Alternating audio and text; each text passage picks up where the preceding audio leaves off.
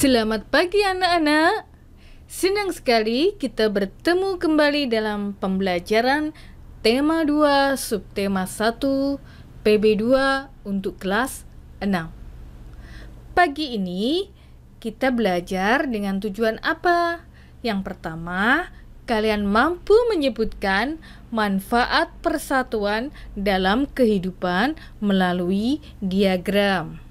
Kemudian, kalian mampu menuliskan contoh pengalaman hidup rukun dan manfaatnya.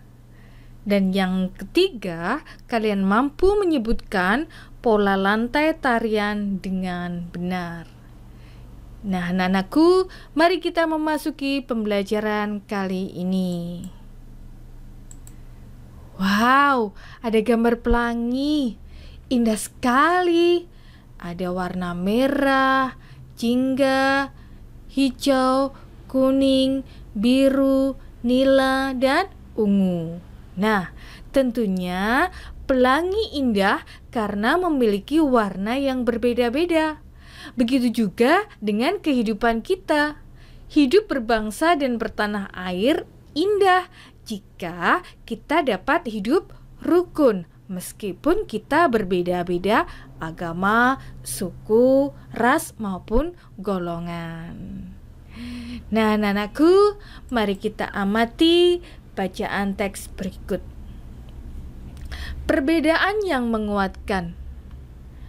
Kampung Cempaka adalah sebuah kampung transmigran. Warganya berasal dari berbagai daerah padat di Pulau Jawa. Hal itu menjadikan mereka berbeda suku maupun agama. Di kampung Cempaka hiduplah 5 orang sahabat. Ada Asnah yang berdarah Sunda, Utami dari Banyuwangi, Tony seorang anak etnis Tionghoa yang sebelumnya tinggal di Semarang, Wande dari suku Tengger di Jawa Timur, dan Marta, anak seorang pendeta yang dahulu tinggal di Solo.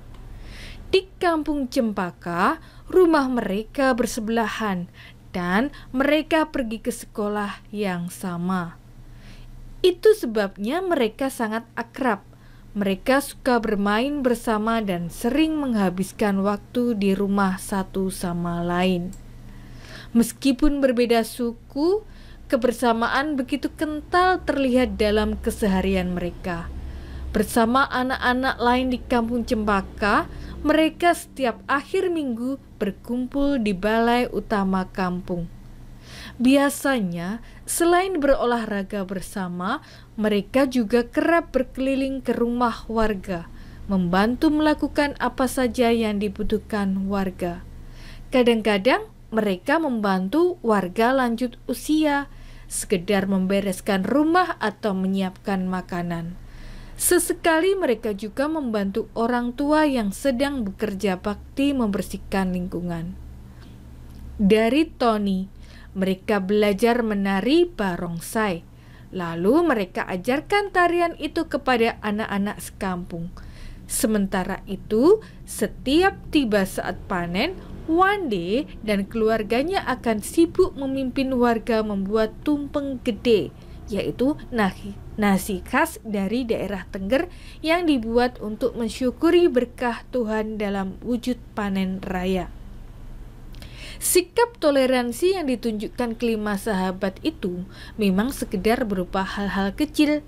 Hal kecil adalah keseharian itulah yang mencerminkan kehidupan Bhinneka Tunggal Ika di kampung Cempaka yang kaya akan perbedaan. Mereka hidup damai, berdampingan, dan tulus saling menjaga. Nah, anak-anakku, kalian setelah membaca teks bacaan tersebut, maka kalian dapat menarik sebuah kesimpulan tentang rukun dalam perbedaan. Yang pertama, apa perbedaan yang ada pada teks bacaan tersebut? Yaitu perbedaan yang ada yaitu perbedaan suku, tentunya ras, dan golongan. Nah, yang kedua, bagaimana sih cara kita menyikapinya dengan perbedaan-perbedaan yang ada tersebut? Cara menyikapinya yaitu kita harus saling menghargai dan menghormati satu sama lain, seperti berteman dengan tidak membedakan suku. Kemudian yang ketiga, apa manfaat hidup rukun? Nah, manfaat hidup rukun banyak sekali. Yang pertama, kehidupan menjadi lebih harmonis. Hidup akan terasa lebih tentram dan damai.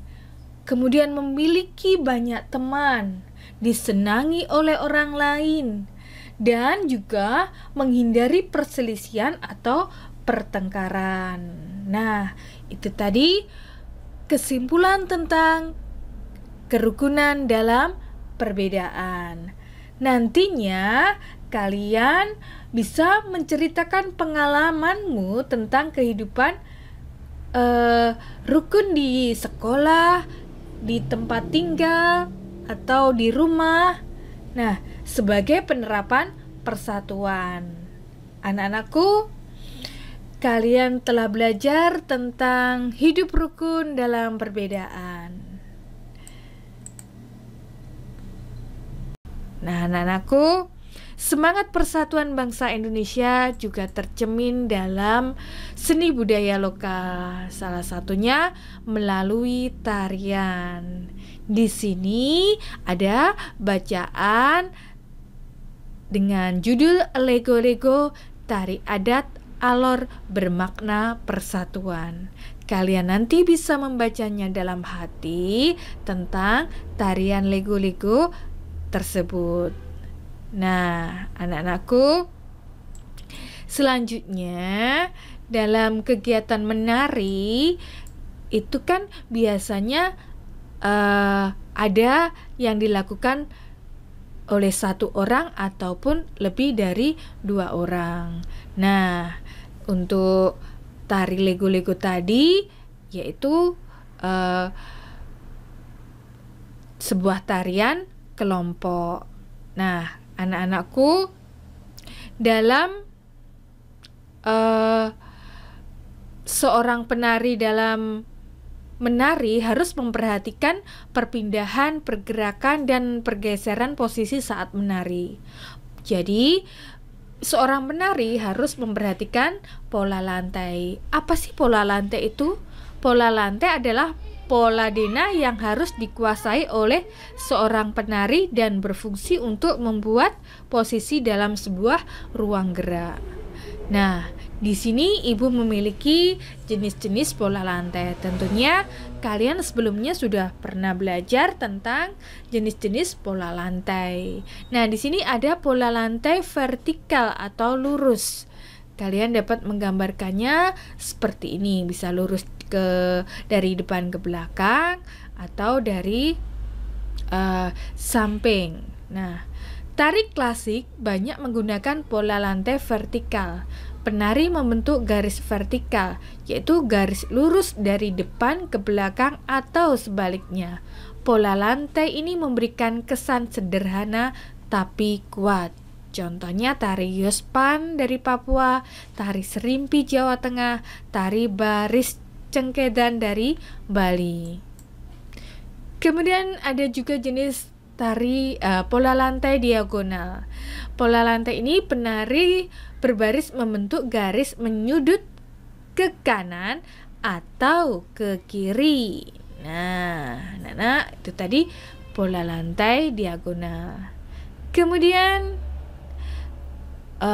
untuk pola lantai diagonal tadi contohnya adalah tari gending Sriwijaya dari Sumatera Selatan. Dan ini adalah pola lantai garis melengkung. Penari membentuk garis lingkaran.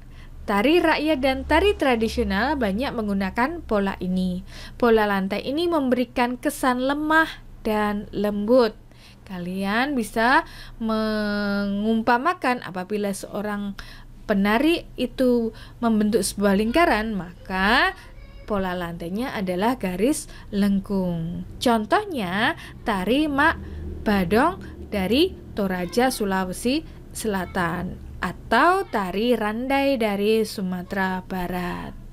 Nah, itu tadi anak-anak tentang jenis-jenis pola lantai. Kalian nanti silakan berkreasi dalam mempraktekkan sebuah karya tari seni.